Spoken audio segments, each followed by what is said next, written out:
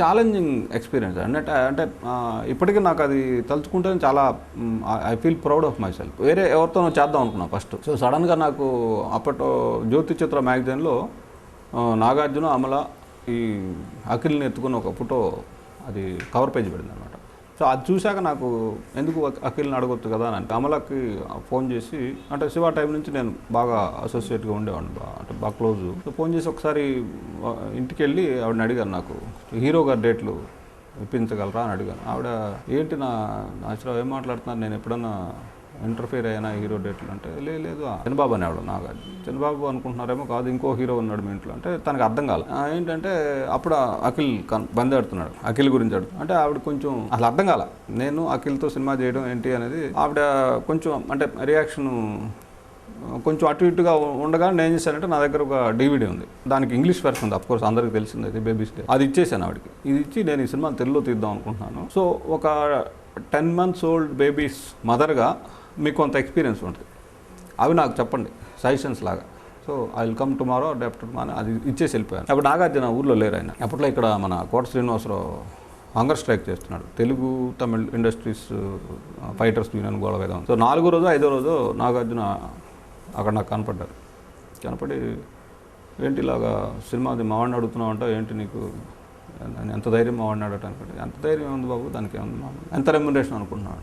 Remuneration అంటే మీ Akhil value అమూల్యం, నేను ఇంత రెమ్యునరేషన్ అని చెప్పలేను.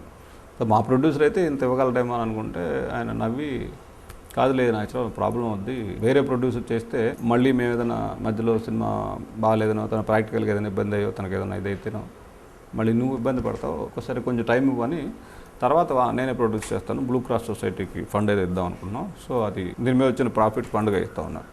సో అలా స్టార్ట్ అయింది ఆ సినిమా. బట్ అలా స్టార్ట్ అయిన సినిమాకి నాకు ఆవిడ అంటే వాళ్ళ మదరు ఉంది కాబట్టి నాకు కొంచెం ఎక్కువ, ఆల్మోస్ట్ తనే కూడా ఉండేది షూటింగ్లో. సో ఎక్కువ ఆవిడ ఇది కూడా ఉండేది.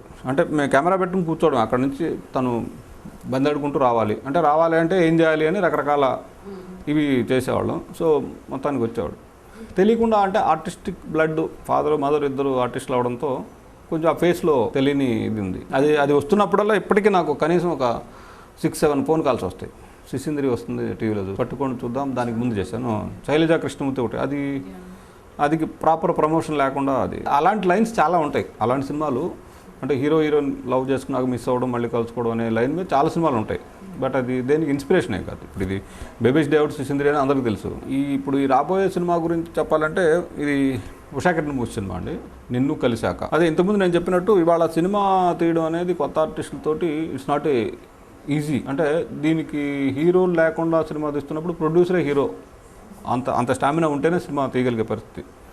సినిమా తీసి రిలీజ్ చేసినా కూడా maybe first week, second week తర్వాత మళ్ళీ దానికి అతను పబ్లిసిటీ కూడా చేయలేని పరిస్థితి ఉంది. సో ఇప్పుడు ఈ ఉషాకరణలో సినిమా చేయడం అనేది అంటే ఇలాంటి సినిమాలకు అది చాలా అడ్వాంటేజ్. ఇది ఇంతకుముందు నేను చేసిన regular kind of comedy movie కాదు. బేసిక్గా it's a love story, pure out and out love story, youth kind of film. మొన్న ఆడియో రిలీజ్ అయింది, మంచి రెస్పాన్స్ వచ్చింది. కొత్త మ్యూజిక్ డైరెక్టర్ని ఇంట్రొడ్యూస్ చేస్తున్నాం. 2 హీరోలు 2 హీరోయిన్లు, 4 కొత్త వాళ్ళే. ఒక అబ్బాయి చైతన్య కృష్ణ, ఒక అబ్బాయి సంతోష్ సామ్రాట్. హీరోయిన్స్ వచ్చేసి Piya Bajpai, she from UP, she stays in Bombay. ఇంకో అమ్మాయి దీపా షా, గుజరాతీ అమ్మాయి కూడా బాంబే నుంచి. వీళ్ళు 4 కాకుండా ఇంకొక 30 మెంబర్స్ కొత్త వాళ్ళు ఉన్నారు సినిమాకి. అందరికీ ఆల్మోస్ట్ అంటే నేను ఒక 10 నుంచి 12 మందికి రెగ్యులర్ ఆర్టిస్టులు అవుతారేమో అనుకుంటున్నాను. సినిమా గ్యారంటీగా బాగుంటుంది, వాళ్ళు కూడా బాగా చేశారు. ఈ యాక్చువల్గా సంతోష్ సామ్రాట్ అనే అబ్బాయిని చేసినప్పుడు ఇతను నాకు డైరెక్ట్గా కాంటాక్ట్ అవ్వలేదు. ఇంకొక కమెడియన్ క్యారెక్టర్ కోసం ఒక అబ్బాయి వచ్చాడు, అతని ద్వారా ఈ సంతోష్ యూఎస్లో ఉన్నాడు. సో అతను ఇలా ఉన్నా అంటే సరే నాకు మెయిల్ చేయమని ఫోటోలు అంటే అతను మెయిల్ చేశాడు. దాన్ని చూసి అతన్ని పిలిపించి అతన్ని తీసుకున్నాం. చైతన్య కృష్ణ అతను D2 ప్రోగ్రాంలో 3 rounds చేశాడు, మంచి డాన్సర్ అతను. ఆ అబ్బాయిని ఆడిషన్ చేసి, అంటే ఇక్కడ ఒక 7-8 మెంబర్స్ని ఆడిషన్ చేశాను, దాంట్లోంచి నీ అబ్బాయిని పికప్ చేసి. ఈ సినిమాని ఎస్పెషల్లీ కొత్త వాళ్ళతో చేస్తున్నప్పుడు అంటే నాకు తెలిసి ఇప్పట్లో రామనాయుడు గారు, రామోజీరావు గారు వాళ్ళు మాత్రమే సినిమా చేసి, అంటే కొత్త వాళ్ళతో అంటే ఒక ప్యాషన్గా సినిమాని చేసి దాన్నే ప్రమోట్ చేసి సినిమాని రిలీజ్ చేయాలి అని అంటే అంత స్టామినా లేదు వేరే వాళ్ళకి. అందుకని ఉషాకరణ్ అయితే బాగుంటుందని నేను ఆయనకి, కిరణ్ గారికి స్టోరీ చెప్పడం జరిగింది. అంటే ఈ సినిమా చూస్తే ఇది నా సినిమా అనుకోరు, అంటే you can see another angle. ఇప్పటికీ చాలామంది నన్ను కామెడీ సినిమా తీయమని, అంటే నేను నిన్ను కలిసాక సినిమా అయ్యేంత వరకు కామెడీ సినిమా తీయకూడదు అనుకున్నాను. అఫ్కోర్స్ దీని తర్వాత సినిమా కామెడీ సినిమా చేయొచ్చు, చేయకూడదని కాదు, but I have to prove my self.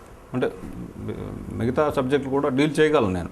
అంటే ఒక డైరెక్టర్ అనేవాడు ఏ సినిమానైనా తీయగలగాలి. తీయగలిగితేనే వంటవాడు అంటే ఏ రకమైన వంటనైనా వండగలగాలి.